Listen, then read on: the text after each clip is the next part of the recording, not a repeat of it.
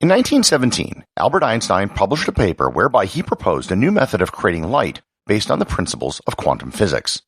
Over 40 years later, researchers finally put Einstein's ideas into practice. For years, there remained a solution in search of a problem. Today, however, the number of applications of this source of light is almost limitless and includes everything from nuclear fusion to annoying cats. Learn more about light amplification and stimulated emission of radiation, or lasers, on this episode of Everything Everywhere Daily.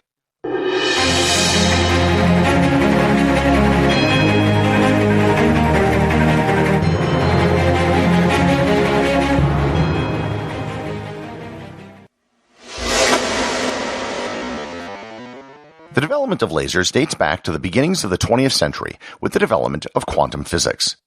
One of the groundbreaking ideas behind quantum physics was that light could be emitted or absorbed in discrete units that were called quanta. Before I go any further, I should explain how light is produced at a very basic level because it's necessary to understand how lasers work. Each atom has electrons orbiting around it at different levels. Technically, they're more probabilistic clouds, but for the purposes of this discussion, you can think of them as different orbital levels. When all the electrons in an atom are at the lowest orbits possible, it's known as the ground state. When photons are captured by electrons, it kicks the electrons up to a higher orbit, putting them at a new energy level and out of the ground state. This is sort of like when you roll a ball up a hill. The ground state for the ball is at the bottom of the hill. When you put it at the top of a hill, you've added energy. And if something disturbs the ball, it's going to want to roll back downhill. So too does the electron want to go back down to its ground state. When it does this, depending on what level it was at, it will emit a photon, aka it will emit light. Normally in something like a light bulb, the electricity kicks the electrons up a level, and then they come back down to its ground state somewhat randomly. The result is photons of many different wavelengths, aka colors, with many types of polarization, being emitted in many different directions. All of these photons being created without any sort of order is known as incoherence. And this is how almost all light is created, both naturally and artificially. Einstein posited that it might be possible to create a system where all of the light which was created would be coherent through a quantum physics phenomenon known as stimulated emission. More on that in a bit. The idea of stimulated emission was just an idea for years until work began on actually trying to implement the ideas in the 1950s. The first device which used stimulated emission was constructed by a team led by Charles Hard Towns, which amplified microwaves. They dubbed their device a maser, an acronym that stood for Microwave Amplification by Stimulated Emission of Radiation. The device was seriously limited in what it could do, but it was a huge step forward that proved that it could be done. In the late 1950s, many teams around the world were trying to create what was then called an optical maser. The term laser, replacing the M in microwaves for the L in light, was dubbed in 1957 by a Columbia University graduate student named Gordon Gould. Here I should note that while laser is technically an acronym, like radar or sonar, its usage has become so common that it's usually not capitalized anymore. Gould came up with a host of possible uses for lasers and filed a patent for lasers in 1960. His patent was actually denied and was given to Bell Labs, who, if you remember from previous episodes, invented everything. He spent the next 27 years fighting for the patent before finally winning in 1987. However, the first group to make a working laser was led by Theodore Meiman at the Hughes Research Laboratories in Malibu, California. The laser used a synthetic ruby crystal as its medium and produced light at a wavelength of 694 nanometers.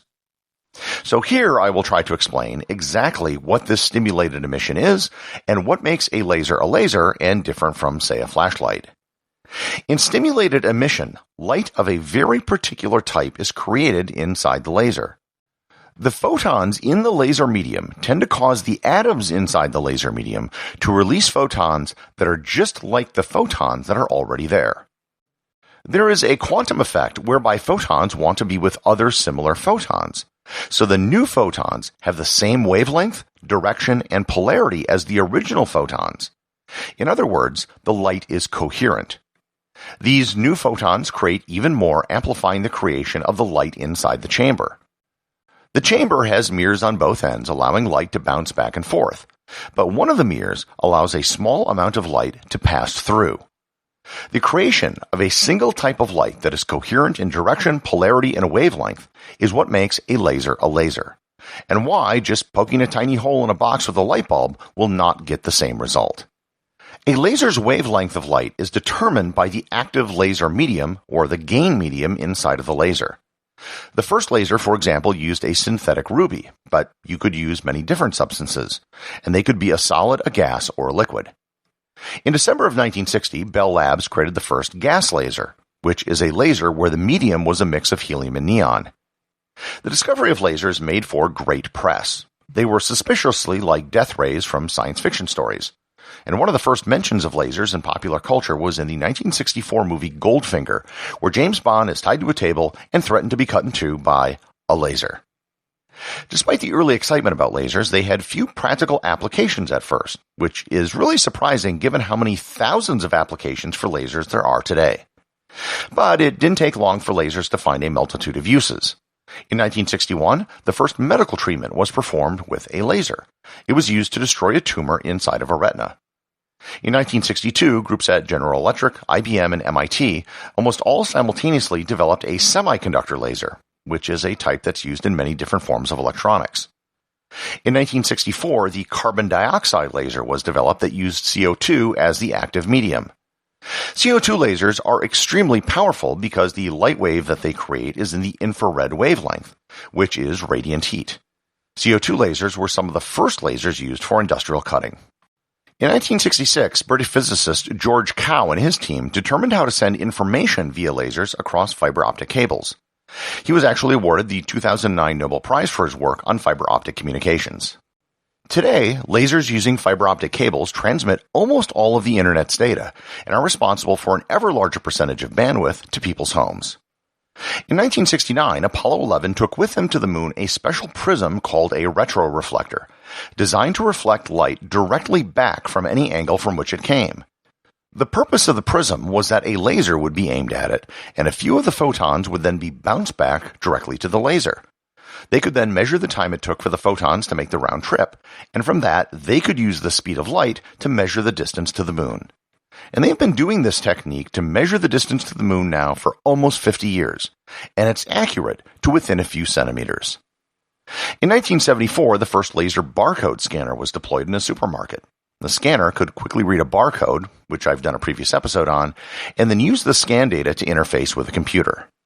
In 1982, one of the very first commercial uses of lasers, and the one which gave most people a personal exposure to them, was the release of the audio compact disc, or CD.